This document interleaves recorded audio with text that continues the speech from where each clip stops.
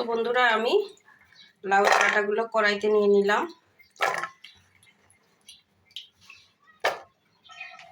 কচি দেখে ডাঁটা নিয়েছি, লাউ শাক ভালো লাগে খেতে। এখন দিচ্ছি আলু ও কাঁঠালের বিচি। আমি একটা আলু কেটে নিয়েছি, আপনারা চাইলে আরও বেশি দিতে পারেন। আমি কাঁঠালের বিচি ছিলে উপরের ছোলকাগুলো পরিষ্কার করে নিয়েছি।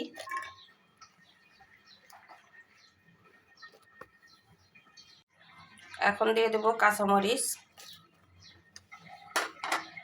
আমি 8-10টা কাঁচামরিচ চিড়ে নিয়েছি। এখন দেব পেঁয়াজ, চিকুরে কেটে নিয়েছি পেঁয়াজ, 2টা দিয়েছি। জিরা বাটা দিয়ে দিব 1 চামচ। পরিমাণ মতো লবণ দিয়ে দেব, আমি এখানে 1 চামচ দিয়েছি। দিয়ে দেব হলুদের গুঁড়া, আমি সব পরিমাণ মতো দিচ্ছি। দিয়ে দেব লাল মরিচের গুঁড়ো, শাকের মধ্যে কিন্তু একটু ঝাল হলে ভালো লাগে। ধনের গুঁড়ো দিয়ে দেব 1 চামচ। এখন দিয়ে দেব তেল, সয়াবিন তেল দেব, আপনারা কেউ চাইলে সরষের তেল দিয়ে দিবেন।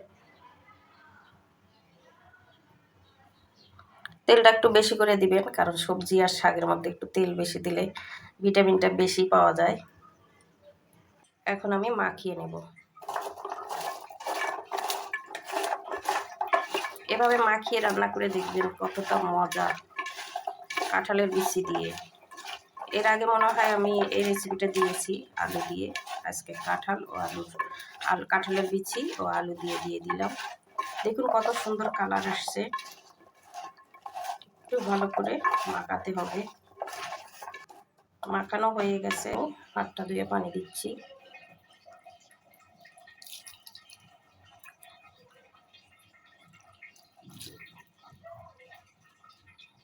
এখন ঢেকে দেব। এখন আমি চুলায় উঠিয়ে দেব, পরে দিয়ে দেব শাক। তো বন্ধুরা আমি চুলায় উঠিয়ে দিয়েছি। এই যে দেখুন, একটু ধোয়ার জন্য সমস্যা হচ্ছে। অনেক সুন্দর হয়েছে। এখন আমি দিয়ে দেবো শাকগুলো দিয়ে দিচ্ছি। এর উপরে আমি সব শাক দিয়ে দেব। শাকগুলো দেওয়ার পরে এখন ঢেকে দেব। ঢেকে দিয়ে 5 মিনিট সিদ্ধ করে নেব। এখন আমি ঢাকনা উঠে দেখব কি অবস্থা হয়েছে। নেড়ে দেব। দেখুন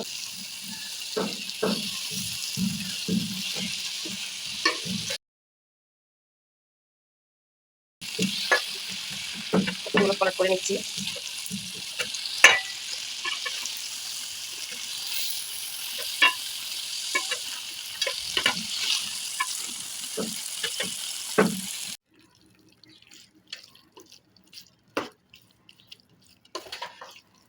সুন্দর করে উল্টা পাল্টা নিচ্ছি শাকগুলো ও কাঁঠালের বিচি, ডাঁটা।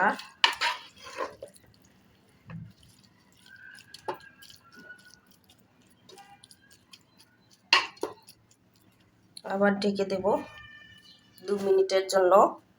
2 মিনিট পরে আবার ফিরে আসছি।